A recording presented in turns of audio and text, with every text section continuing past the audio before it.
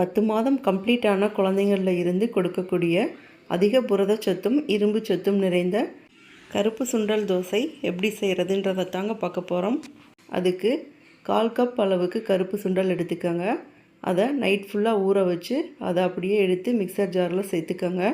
கூடவே கொஞ்சமாக சீரகத்தூள், கருவேப்பிலை, 2 பல் பூண்டு, கொஞ்சமாக உப்பு சேர்த்துட்டு சுண்டல் ஊற வச்ச தண்ணியவே சேர்த்து நல்லா நைஸாக அரைச்சி எடுத்துக்கோங்க.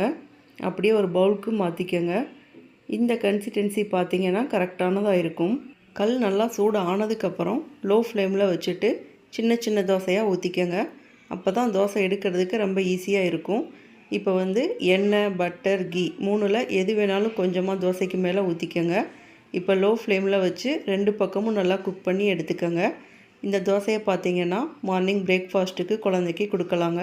இதே மாதிரி நிறைய ஹெல்த்தியான பேபி ஃபுட் ரெசிபீஸ்க்கு நம்ம சேனலை சப்ஸ்கிரைப் பண்ணிக்கோங்க. தேங்க்யூ.